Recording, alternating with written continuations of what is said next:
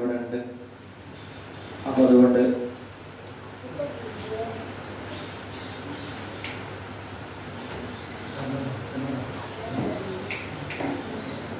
Class നല്ലോണം ശ്രദ്ധിച്ച് അത് ഉപയോഗപ്പെടുത്താനും പ്രയോഗിക്കാനും നമുക്ക് കഴിയട്ടെ എന്ന് ആശംസിക്കുന്നു. സാറ് ക്ലാസ്സിലേക്ക് ഹാർദവമായി സ്വാഗതം.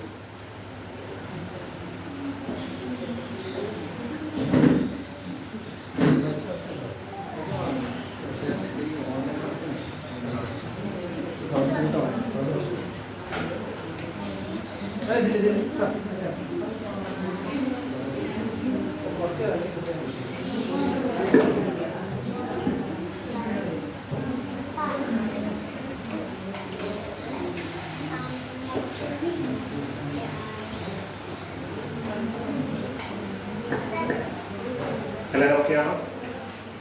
എല്ലാവരും ഓക്കെയാണോ? ഭക്ഷണം കഴിച്ചിട്ടുണ്ടോ? എല്ലാവരും ചോറ് കൊണ്ടിട്ടുണ്ടോ? സാറിനകത്ത് ക്ലാസ് വേണോ ചർച്ച വേണോ?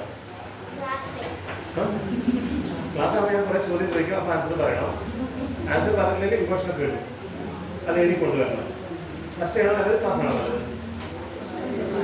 പറഞ്ഞോ, രണ്ടും വേണം അല്ലേ? ഓക്കെ, ഞാൻ ആദ്യം കുറച്ച് പാരൻറ്റിങ്ങിനെ കുറിച്ച് പറയാം. ഇവിടെ കുട്ടികളുണ്ട്, അപ്പോൾ അവരെ കേട്ട് ഇറങ്ങാൻ തോന്നുന്നത് മാനേജ് ചെയ്യണം. ഓക്കെ, സന്തോഷകരമായിട്ടൊരു പാരൻറ്റിങ് എങ്ങനെയാണെന്നൊക്കെ നമുക്ക് പറയാം. അത് കഴിഞ്ഞ് നിങ്ങളുടെ ഡൗട്ടുകൾ നിങ്ങൾ ചോദിക്കാം. പിന്നെ സ്റ്റഡീസിനെ കുറിച്ചിട്ട്, അതേപോലെ കരിയറിനെ കുറിച്ചിട്ട് എല്ലാം നമുക്ക് സംസാരിക്കാൻ വിചാരിക്കുന്നു. ടോപ്പിക്കൊക്കെ തന്നെ കിട്ടും. ഓക്കെ, എന്നെ കൊണ്ട് നിങ്ങൾക്ക് ആവശ്യമുള്ളതും എനിക്ക് ആവശ്യമുള്ളതും സെൽഫിനും താല്പര്യമുണ്ട്. അങ്ങനത്തെ ഒരു തോന്നൽ എല്ലാവരും ഇരിക്കുക. ഓക്കെ, റെഡിയാണോ? നിങ്ങളുടെ മൂത്ത കുട്ടികളൊക്കെ +2 പഠിക്കുന്നവർ എത്ര പേരുണ്ട്? +2 മൂത്ത കുട്ടികൾ പഠിക്കുന്ന എത്ര പേരുണ്ട്? നിങ്ങൾ കുട്ടികൾ പഠിക്കുന്നുണ്ട്?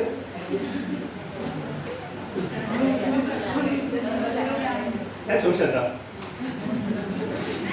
രക്ഷിതാക്കൾ എന്താ ചോദിച്ചത്? നിങ്ങൾക്ക് +2 പഠിക്കുന്ന എത്ര പേരുണ്ട്? അപ്പോൾ +2 പഠിക്കുന്ന കുട്ടിയെ കഴിക്കുന്നത്. ഓക്കെ, ചോദ്യം മനസ്സിലായോ? നമ്മൾ മക്കളില്ലേ, ഒരു +2 പഠിക്കുന്നവർ എത്ര പേരുണ്ട്? 2, 3, 4, 5 ആൾക്കാർ. +1 ഈ പ്രാവശ്യം 10ാം ക്ലാസ് കഴിഞ്ഞ് പാസ്സായ ആൾക്കാർ. ഓക്കെ, ബാക്കി ഹൈസ്കൂളിൽ എത്ര പേര്? ഹൈസ്കൂൾ 10ാം ക്ലാസ്സാണ്. ഓക്കെ, ബാക്കി ചെറിയ ക്ലാസ്സിലാണോ? യുപി. ഇനി ചെറിയ കുഞ്ഞുങ്ങളിൽ എത്ര പേര്? ഓക്കെ, നമ്മുടെ ഉപ്പമാരൊക്കെ പോയി. അങ്ങനെ ഖുറാനിൽ ഒരു അത്ഭുതമേ കണ്ടിട്ടുള്ളൂ. മലയാളത്തിൽ ചരിത്രം അറിയില്ലേ? ഈസാ നബി അലൈഹിസ്സലാം ജനിച്ചത് എങ്ങനെയാണ്?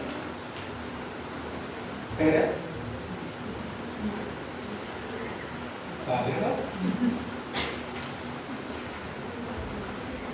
പറയുന്ന ബാക്കി അതേപോലെ ഉപ്പമാരാണ് നാട്ടിൽ, ഉപ്പമാരും മാത്രം. ഓക്കെ, ഞാൻ പാരന്റിങ്ങിനെ കുറിച്ചിട്ട് ആദ്യം കുറച്ച് പറയാം. അതിനകത്ത് കുട്ടികളുടെ പഠനത്തിന്റെ വൈകല്യങ്ങൾ, പഠിക്കുന്ന ഉഷാറാണോ ഇല്ലയോ, കുട്ടികൾ എന്തുകൊണ്ടാണ് പഠിക്കാത്തത്, കുറച്ച് കാര്യങ്ങളാണ് ഞാൻ പറയാൻ ആദ്യം ആഗ്രഹിക്കുന്നത്. അതിൻ്റെ ഇടയിൽ നമുക്ക് ക്വസ്റ്റ്യൻ ചോദിക്കാം കേട്ടോ. ഓക്കെ ആണല്ലോ? ഓക്കെ,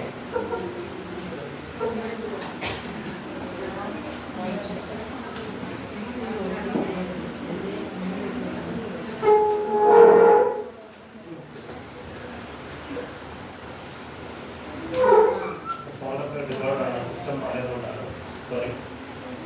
എന്നെ പരിചയമുണ്ടോ? ആർക്കെങ്കിലും അറിയോ? ഫോട്ടോ കണ്ടിട്ടല്ലേ? ഭംഗിയൊക്കെ ഫോട്ടോ കൊടുത്തിട്ട് ഫോട്ടോയിൽ നമ്മുടെ ഭംഗിയൊന്നും നേരിട്ട് കാണുന്നില്ലേ? ഓക്കെ, ഏതായാലും പേര് മജീദ്, വയനാട്ടുകാരനാണ്. വീട് വയനാടാണ്. പ്രാക്ടീസ് ചെയ്യുന്നത് ദിവസവും മീറാസ് ഹോസ്പിറ്റൽ, ഈ 2 ഹോസ്പിറ്റലുകളുണ്ട്.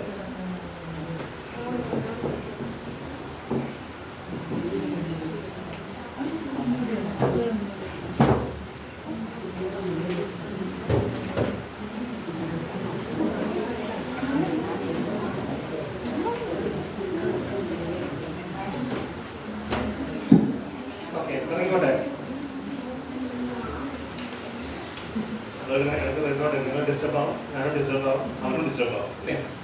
സ്വാഭാവികമാണല്ലോ. നമ്മളിത് ക്ലാസ് എന്താ പറഞ്ഞത്?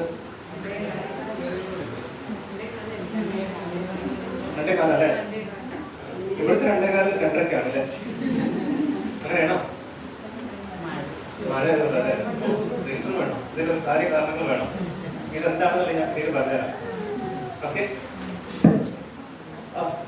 അതൊക്കെ എഴുതി മനസ്സിലായിട്ട് പിന്നെ ആദ്യത്തെ നടത്തുകയാണ് സാധനം. ലേണിംഗ് ഇംപ്രൂവ്മെന്റ് പ്രോഗ്രാം എന്നാണ്. അത് ഈ സിസ്റ്റത്തിലൊക്കെ ഡിസ്കൗണ്ട് തന്നെ കാണിക്കണം, കമ്പ്യൂട്ടറിൽ കണക്ട് ചെയ്തിട്ടുണ്ടോ. ഓക്കെ, മനോഹരമായിട്ടുള്ള ഒരു പാരന്റിംഗ് രക്ഷകർത്തൃത്വവും അതേപോലെ തന്നെ പഠനത്തിന്റെ വൈകല്യവും എങ്ങനെയാണ് കുട്ടികൾക്ക് വരിക എന്നുള്ളതാണ് ഞാൻ ആദ്യം നിങ്ങൾക്ക് പറയുന്നത്. അത് രക്ഷിതാക്കൾക്ക് വേണ്ടി മാത്രമാണ്, കുട്ടികൾക്ക് അറിയാൻ നന്നായിരിക്കും. ഓക്കെ, തുടങ്ങാം അല്ലേ? അപ്പൊ അതിനാദ്യമായിട്ട് നമുക്ക് അറിയേണ്ടത് എന്താണ് പാരന്റിംഗ്. എന്താ പാരന്റിംഗ് എന്ന് പറഞ്ഞാൽ? രക്ഷിതാവ് എന്ന് പറഞ്ഞാൽ എന്താ? പാരന്റ്സ്. വെരി ഗുഡ്, അടിപൊളി. എന്താ പാരന്റിംഗ് എന്ന് പറഞ്ഞാൽ? അമ്മമാർ പറയും കുട്ടികളെ പരിപാലിക്കുന്ന നമ്മളൊക്കെ പാരന്റ് ആണ് അല്ലേ? ഓക്കെ,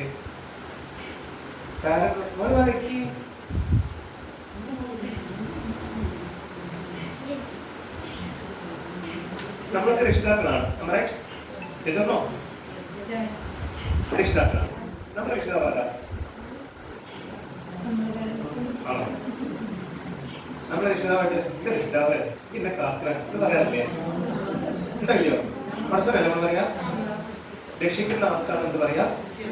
രക്ഷിതാവ് അല്ലേ? അപ്പൊ കുഞ്ഞുങ്ങളൊക്കെ ശരിക്ക് ഒരു ട്രാപ്പിലാണെന്ന് അർത്ഥം, അല്ല നമ്മളൊക്കെ ഒരു ഇടങ്ങേറിലാണെന്ന് അർത്ഥം. അപ്പൊ നമ്മൾ എന്തെങ്കിലും ഇടങ്ങേറ്, വിഷമങ്ങള്, പ്രയാസങ്ങളൊക്കെ വരുമ്പോ നമ്മൾ ബുദ്ധിപ്പായിട്ട് പ്രാർത്ഥിക്കാൻ, ദുആ ചെയ്യാൻ, അല്ല നിസ്കരിക്കാൻ, നോക്കെടുക്കാൻ, ഖുർആൻ ഓതാൻ, ഇങ്ങനെയൊക്കെ പല രീതിയിലുള്ള പ്രാർത്ഥനകളൊക്കെ ചെയ്യുന്നത് എവിടെയായിരിക്കും? നമ്മുടെ രക്ഷിതാവിന്റെ മുമ്പിലാണ്. ആണല്ലോ? അല്ലേ? എന്താ ഉണ്ടാക്കില്ലാത്ത ഇവിടെ അങ്ങനല്ലേ പറയാ? ഓക്കെ, അപ്പൊ നമ്മുടെ രക്ഷിതാവിന്റെ അടുത്ത് മനസ്സിൽ എന്തെങ്കിലും ഒരു ബുദ്ധിമുട്ട് വരുമ്പോ നമ്മളത് പോയിട്ട് പറഞ്ഞിട്ടുണ്ടെങ്കിൽ, ഇപ്പൊ 2 അക്കാലത്ത് നിസ്കരിച്ചിട്ടുണ്ടെങ്കിൽ, അല്ലെങ്കിൽ ഖുർആൻ പാരായണം ചെയ്തിട്ടുണ്ടെങ്കിൽ, അല്ലെങ്കിൽ എന്തെങ്കിലും ഒരു സർക്കാർ കൊടുക്കുകയാണെങ്കിൽ, ധർമ്മം കൊടുത്തിട്ടുണ്ടെങ്കിൽ, നമ്മൾ ആ എന്റെ പടച്ചവന്റെ ഭാഗത്ത് ഞാൻ കൊടുത്തു, അതുകൊണ്ട് എനിക്ക് മനസ്സിൽ സമാധാനം കിട്ടും എന്നൊരു സന്തോഷം കിട്ടില്ല എനിക്ക്? ഉണ്ടാവില്ലയോ? അപ്പൊ നമുക്ക് ബേജാറ് വരുമ്പോ, നമുക്ക് സങ്കടങ്ങൾ വരുമ്പോ, നമുക്ക് അസ്വസ്ഥതകൾ വരുമ്പോ നമ്മൾ ആദ്യത്തെ പോയി പറയാം. അപ്പൊ എന്ത് ചെയ്യും? നമ്മുടെ മനസ്സ് സമാധാനം. എഗ്രി? അങ്ങനെയാണെങ്കിൽ നമ്മളെ കുഞ്ഞുങ്ങളുടെ രക്ഷിതാവാണ് നമ്മൾ. ആണോ അല്ലയോ? അപ്പൊ കുട്ടികൾക്ക് എന്തെങ്കിലും ഒരു പ്രയാസം വന്നിട്ടുണ്ടെങ്കിൽ, അവർ നമ്മളെടുത്ത് വന്നിട്ടുണ്ടെങ്കിൽ അവർക്ക് സമാധാനം കിട്ടണം. അതിനാണ് ഈ പേരിട്ടിരിക്കുന്നത്. കിട്ടുന്നുണ്ടോ? അതാണ് ചോദ്യം. നമ്മുടെ കുട്ടികൾ എന്തെങ്കിലും ഒരു കുറ്റക്കേട് കാണിച്ചു, മാർക്ക് എന്തെങ്കിലും കുറഞ്ഞു, അല്ലെങ്കിൽ സ്കൂളിൽ എന്തെങ്കിലും കച്ചറകൾ ഉണ്ടായി, അല്ലെങ്കിൽ ആരോട് ഇഷ്ടം പറഞ്ഞു, അല്ലെങ്കിൽ എന്തെങ്കിലും തെറ്റി തിരിച്ചു വന്നു, നമ്മളടുത്തേക്ക് വന്ന് പറയുകയാണെങ്കിൽ ആ കുട്ടിക്ക് സമാധാനമാണോ കിട്ടുക? സമാധാനം കേടാണോ കിട്ടുക?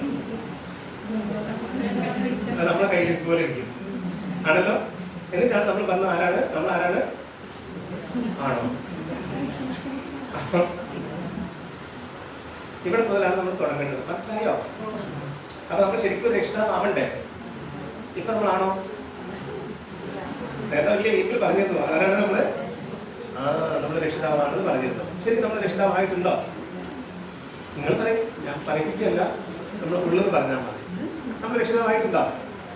പറഞ്ഞോളി. ആയിട്ടില്ല എന്നുള്ളതാണ്. കാരണം നേരത്തെ നമ്മൾ ഭയങ്കര ഇതേപോലെ ഞാൻ എന്റെ രക്ഷിതാവാണ്. എപ്പോഴാണ് നമ്മൾ രക്ഷിതാവായത്? നമ്മളെ കുട്ടികളെ ഞങ്ങളുടെ സമയം കളഞ്ഞില്ല, കുറെ ചോദ്യങ്ങൾ ചോദിക്കായിരുന്നു നിങ്ങൾക്ക്. ശരിക്കും നമ്മൾ ആദ്യം ഉപ്പയുമ്മയായിരുന്നു. ആണോ അല്ലയോ? കൺസീവ് ചെയ്തു, കല്യാണം കഴിഞ്ഞു, സ്നേഹങ്ങളൊക്കെ സംഭവിച്ചു, നല്ല രീതിയിൽ എന്താണ് വല്ലാത്തൊരു അനുഗ്രഹം കൊണ്ട് നമ്മൾ കൺസീവ് ചെയ്തു, കുഞ്ഞുങ്ങൾ ഭൂമിയിലേക്ക് വന്നു. അന്ന് മുതൽ നമ്മൾ ഉപ്പ ഉമ്മയായി. ഇതുവരെ അതൊന്നും ആയിട്ടുണ്ടായിരുന്നില്ല. സ്കൂളിൽ പഠിച്ചുകൊണ്ടിരിക്കുകയായിരുന്നു, അല്ലെങ്കിൽ മാസത്തേക്ക് പോയിരുന്നു, അവിടെ ടൈപ്സ് ഓഫ് ജോബ് ഇസ് ഇതൊക്കെ ചെയ്തുകൊണ്ടിരിക്കുകയായിരുന്നു. അതിനിടയിൽ കല്യാണങ്ങൾ കഴിഞ്ഞു. പിന്നെ എന്താണ് ദാമ്പത്യത്തിൽ അങ്ങനെ മുന്നേറുമ്പോൾ നമുക്കൊരു ഗിഫ്റ്റ് കിട്ടി. ആ ഗിഫ്റ്റ് എങ്ങനെ കിട്ടിയെന്നറിയോ? നമ്മളിങ്ങനെ ഈ കുഞ്ഞിനെ ആഗ്രഹിച്ചിട്ടാണോ നമ്മൾ ശാരീരിക ബന്ധങ്ങളൊക്കെ വന്നത്? ഹസ്ബൻഡ് ആൻഡ് വൈഫ് റിലേഷൻസിനകത്ത് നമ്മൾ കാണില്ല. സ്നേഹങ്ങളുടെ ക്ലൈമാക്സ് ആണ്. സ്നേഹിച്ചു പരസ്പരം, ഭയങ്കരമായിട്ട് ഇഷ്ടപ്പെട്ടു, ആ സ്നേഹിച്ചപ്പോൾ നമുക്ക് സന്തോഷം തന്നതുകൊണ്ട്, ആ സന്തോഷം സ്വീകരിച്ചതുകൊണ്ട് അല്ലാഹു സുബ്ഹാനഹു വ തആല ഗോഡ് ഓൾമൈറ്റി ഗോഡ് എന്ത് ചെയ്തു? നമുക്ക് കുഞ്ഞായിട്ട് ഗിഫ്റ്റ് തന്നു. ആണോ അല്ലയോ? യെസ്. ആ കുഞ്ഞിനെ 100% പരിപാലിക്കാൻ വേണ്ടിയിട്ട് നിങ്ങൾക്ക് കപ്പാസിറ്റി ഉണ്ട് എന്നുള്ളത് മനസ്സിലാക്കിയിട്ടാണ് നമ്മുടെ കയ്യിൽ കുഞ്ഞിനെ തന്നത്. ആണോ അല്ലയോ? ഈ നമ്മളെ കുഞ്ഞു മക്കളെ, കുഞ്ഞു മാലാഖമാരെ നമ്മളെ കയ്യിലേക്ക് ഏൽപ്പിക്കുമ്പോൾ ആർക്ക് കോൺഫിഡൻസ് ഉണ്ടായിരുന്നു? പക്ഷെ നമ്മളതിന് കോൺഫിഡൻസ് ഉണ്ടായിരുന്നു. ഈ സാധനത്തിന്റെ അടുത്ത് കൊടുത്തിട്ടുണ്ടെങ്കിൽ ഈ കുഞ്ഞിനെ മനോഹരമായിട്ട് വളർത്തും, അതിനുള്ള കപ്പാസിറ്റി അതിനുണ്ട്, ഈ ഉമ്മക്കുണ്ട്, ഉപ്പക്കുണ്ട്. കിട്ടി. എന്നിട്ടോ നമ്മളെ കയ്യിലേക്ക് കിട്ടി, നമ്മളെ ഇങ്ങനെ വളർത്താൻ തുടങ്ങി. 2ാം ക്ലാസ്സിൽ എത്തിയപ്പോഴേക്കും ഈ തന്ന ബോധമൊക്കെ മറന്നിട്ട് അവർക്ക് നമ്മൾ മാക്സിമം പണി കൊടുക്കാൻ തുടങ്ങി. ആണോ അല്ലയോ? നമ്മുടെ രക്ഷകർത്തൃത്വം കറക്റ്റായിട്ട് നിർവഹിക്കാറുണ്ടായിരുന്നോ? പ്രവാചകൻ നമ്മളെ പഠിപ്പിച്ചു. ലോകത്തിലെ ഏറ്റവും വലിയ സൈക്കോളജി അല്ല സൈക്കോളജിസ്റ്റ് എന്ന് പറയുന്നത് ഗുരു. കുട്ടികളെ എങ്ങനെ വളർത്തിക്കൊണ്ടുവരാം എന്ന് പറയുന്ന ഒരു സ്റ്റേറ്റ്മെന്റ് ഉണ്ട്. അതല്ല എന്നിട്ട് മോഡേൺ സൈക്കോളജി മോഡേൺ സൈക്കോളജിയിൽ വന്നപ്പോൾ ടീച്ചേഴ്സ് ഒക്കെ പഠിക്കുന്ന ആൾക്കാരാണെങ്കിൽ സൈക്കോളജി ആൾക്കാരായിരുന്നു. സൈക്കോളജി ഫോറൻസിക് സൈക്കോളജി ഇല്ല, സിവിൽ സൈക്കോളജി മാത്രമാണോ? സോറി, സൈബർ ഫോറൻസിക് ആണ്. സിസ്റ്റം ബേസ്ഡ് ആണ്. അപ്പൊ എന്തായാലും ഉയർന്ന ലെവലൊക്കെ ടീച്ചിങ് ഒക്കെ പഠിക്കുമ്പോൾ കുട്ടികളെ വളർത്താൻ വേണ്ടിയിട്ട് അവരുടെ വളർച്ചാഘട്ടത്തിനനുസരിച്ചുള്ള പാഠങ്ങളിലൊക്കെ കാണാം. ഒരു കുട്ടീനെ വളർത്തുമ്പോൾ അവരുടെ ഏജ് ഗ്രൂപ്പ് അനുസരിച്ചിട്ട് വ്യത്യാസങ്ങൾ വരും. ആ വ്യത്യാസങ്ങൾക്കനുസരിച്ചിട്ട് കുട്ടികളുടെ ബ്രെയിനിന്റെ കപ്പാസിറ്റി കൂടിക്കൊണ്ടേയിരിക്കും. ഈ കൂടിക്കൊണ്ടിരിക്കുമ്പോൾ അവരോട് പെരുമാറേണ്ട രീതികളുണ്ട്. ആ രീതിക്കനുസരിച്ചിട്ട് അവരെ ട്രീറ്റ് ചെയ്ത് വന്നിട്ടുണ്ടെങ്കിൽ ഏറ്റവും സുന്ദരമായിട്ടുള്ള കുഞ്ഞുങ്ങൾ നമുക്കുണ്ടാകും. എന്നിട്ട് നമ്മളെ ഒരു ഖുർആൻ ആയത്ത് പഠിപ്പിച്ചു. അതെല്ലാം നമസ്കാരത്തിന്റെ വേളയിലും നമ്മൾ ദുആ ചെയ്യും, പ്രാർത്ഥിക്കും. എന്താ പറയാ? റബ്ബന ഖബലന മിൻ അസ്വാജിന ദുരിയാതിന ഖുറത അയ്നി വജഅൽനാ ലിൽ മുത്തഖീന ഇമാമ. എനിക്ക് അതൊന്നും അറിയില്ല, പിക്ചർ കാണാൻ പഠിച്ചത് പറഞ്ഞതാണ്. അതിന്റെ മലയാള വേർഷൻ ഇങ്ങനെയാണ്. അതിന്റെ കഥ പറയാം, അപ്പൊ മനസ്സിലാവും. കഥ അല്ല, അത് behind of that story. Behind of that എന്താണെന്ന് വെച്ചിട്ടുണ്ടെങ്കിൽ, ഒരു ഉപ്പ അല്ലെങ്കിൽ ഒരു ഉമ്മ മുസ്ലിം സമുദായത്തിന്റെ ബേസ് ചെയ്തിട്ട് ഭാര്യ ഭർത്താവ് എന്നുള്ള പദമല്ല പറയാം. എന്താ പറയാ? ഇതെന്റെ ഭാര്യയുടെ ഭർത്താവാണെന്ന് പറയില്ല. വേറൊരു പദമാണോ ആലോചിക്കുക, പറയാം. അറിയാം നമുക്ക്? ആരെയും കേട്ടവരുണ്ടോ? ഭാര്യ ഭർത്താവ് എന്നുള്ള പദം എവിടെയില്ല, ഇസ്ലാമിക് കൺസെപ്റ്റിലില്ല. നമ്മുടെ ട്രഡീഷണൽ ആയിട്ട് ഇവിടെ ഇങ്ങനെ പറഞ്ഞു കൊണ്ട് ഭർത്താവാണെന്റെ ഭാര്യയാണെന്നൊക്കെ നമുക്ക് പറയാം. മുസ്ലിംകൾക്ക് ആ മതമല്ല ഉപയോഗിക്കുക. നിക്കാഹ് ചെയ്യുമ്പോൾ ഇല്ല, നിക്കാഹ് പറയില്ലേ? അത് പറയുമ്പോൾ ആണുങ്ങളൊക്കെ പറയും, ഉപ്പ പറഞ്ഞു കൊടുക്കും, ഉസ്താദ് പറഞ്ഞു കൊടുക്കും. അതിങ്ങനെ ഏറ്റു പറഞ്ഞ് പറയുന്ന 2 പദങ്ങളുണ്ട്. ഏതാ കേട്ടിട്ടുണ്ടോ? എന്താ? കറക്റ്റ്. ഇണകളോട് സൗജ് എന്നാണ് പറയാം. അറബിക്ക് പറയാം സൗജ്. റബ്ബന ഖബലന മിൻ അസ്വാജിന സൗജ്. അവിടെ പറയുന്നു ഇണകളെ പരസ്പരം കാണുമ്പോൾ, അതായത് ഭാര്യ ഭർത്താവിനെയും ഭർത്താവ് ഭാര്യയെയും കാണുമ്പോൾ അവരെ കണ്ണിന് കുളിർമ ഉണ്ടാവണേന്ന് ദുആ ചെയ്യുന്നത്. എങ്ങനെയാണ്? പരസ്പരം ഇണകളെ കാണുമ്പോൾ, അവരുടെ കുഞ്ഞുങ്ങളെയും കാണുമ്പോൾ ഹസ്ബൻഡ് ആൻഡ് വൈഫിന് എന്താ ഉണ്ടാവേണ്ടത്? കണ്ണിന് കുളിർമ എന്താണ് അർത്ഥം? സന്തോഷം ഉണ്ടാവണേന്ന്. മനസ്സിൽ അത്ര അധികം സന്തോഷം ഉണ്ടാകുമ്പോൾ മനുഷ്യൻ എന്താ ചെയ്യുക? ഏറ്റവും അധികം സന്തോഷം വരുമ്പോൾ മനുഷ്യൻ എന്ത് ചെയ്യും? ആലോചിച്ചിട്ടുണ്ടോ? ജസ്റ്റ് ഞാനൊരു എക്സാമ്പിൾ പറയാം. നിങ്ങൾ ഫുട്ബോളൊക്കെ കാണാറില്ലേ? ടി വിയിലൊക്കെ ഇടുമ്പോൾ ചിലപ്പോൾ ഫുട്ബോളൊക്കെ കാണൂലേ? അപ്പോൾ ഗാലറിക്കകത്ത് നിന്നിട്ട് ഗോൾ അടിക്കാനൊക്കെ പോകുമ്പോൾ ആൾക്കാർ എന്താ ചെയ്യുക? ഉള്ള ഉടുമുണ്ടൊക്കെ എടുത്തിട്ട് ഇങ്ങനെ വീശി കാണിക്കും. ആണോ അല്ലയോ? Yes or no? സന്തോഷം വരുമ്പോൾ മതി മറക്കും, പരിസരം വിടും. ആണോ അല്ലയോ? ചാടിക്കളി. അത് ഒറ്റയ്ക്ക് ഇരുന്നിട്ട് റോട്ട് ചാടി കളിക്കുകയാണെങ്കിൽ എന്താ പറയുക? വട്ടായി എന്ന് പറയും അല്ലേ? ആണോ അല്ലയോ? സന്തോഷം വരുമ്പോൾ മനുഷ്യനാകെ മറക്കും, പരിസരം മറക്കും, ചാടിക്കളിക്കാൻ തുടങ്ങും, ഭയങ്കരമായിട്ട് ഒച്ച ഇടാൻ തുടങ്ങും, സന്തോഷം കൊണ്ട് ആർമാദിക്കാൻ തുടങ്ങും. ഇതാണ് അവിടെ സ്റ്റേറ്റ്മെൻറ്റ്. ഖുർആൻ പറയണു, നിങ്ങൾ നിങ്ങളെ ഇണകളെയും കുഞ്ഞുങ്ങളെയൊക്കെ കാണുമ്പോൾ നിങ്ങൾ പരിസരം മറന്നിട്ട് ചിരിക്കാൻ തുടങ്ങണം. ഈ ചിരിക്കുന്നത് നിങ്ങളുടെ അയൽപക്കത്തുള്ള ആര് കാണണം? മുത്തക്കീങ്ങളായ ആൾക്കാർ കാണണം. എന്നിട്ട് മുത്തക്കീനെ ഇമാമ ആയത്തിൻ്റെ ലാസ്റ്റ് പറയുന്ന അങ്ങനെ അതുവേ അങ്ങനെ പറയണത്.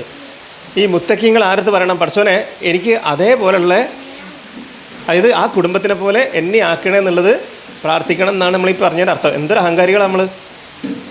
മനസ്സിലായോ സ്റ്റേറ്റ്മെൻറ്റ്? പടച്ചോൻ്റെ അടുത്ത് പറയാണ്, പടച്ചോനെ എന്നെ, എൻ്റെ ഭാര്യയെയും അല്ലെങ്കിൽ എൻ്റെ സൗജനെയും എൻ്റെ കുഞ്ഞുങ്ങളെയൊക്കെ കാണുമ്പോൾ എനിക്ക് മാക്സിമം സന്തോഷം തരണേ. ആ സന്തോഷം കൊണ്ട് ഞങ്ങളിങ്ങനെ മറക്കുമ്പോൾ പരിസരത്തുള്ള മുത്തക്കീങ്ങളായ ആൾക്കാർ പറയണം ഞങ്ങളെ റോൾ മോഡലാക്കാൻ വേണ്ടിയിട്ട് അവർ ദുആ ചെയ്യണമെന്ന്. അത്രയും പ്രൗഡായിട്ടുള്ളതാണ് നമ്മൾ കാണുന്നത്. ഇനി ഇവിടുത്തെ കോണ്ടസ്റ്റ്, നമ്മുടെ നാട്ടിലത്തെ കോണ്ടസ്റ്റ് എന്താണ്? ഉപ്പ വരികയാണ്, ഉമ്മ കുട്ടികളൊക്കെ ടി വി കാണുക അല്ലെങ്കിൽ പാട്ട് പാടുക എന്തെങ്കിലുമൊക്കെ ഇരിക്കുകയെന്ന് വിചാരിച്ചോളൂ. നമ്മളെ വീട്ടിലത്തെ അവസ്ഥ കേട്ടോ, നിങ്ങളെ ഈ നാട്ടിലത്തെ അല്ല, എൻ്റെ നാട്ടിലത്തെ. ഓക്കെ, എന്തായിരിക്കും എന്നറിയോ? വീട്ടിലിങ്ങനെ കളിച്ചുകൊണ്ടിരിക്കുകയാണ്, മരിപ്പൊക്കെ കഴിഞ്ഞ് നിൽക്കുക, കുട്ടികൾ പഠിക്കണം, പഠിക്കാൻ വേണ്ടിയിട്ടുള്ള ബുക്കൊക്കെ തുറന്നിരിക്കണം, അതൊക്കെയാണ് ചിട്ട.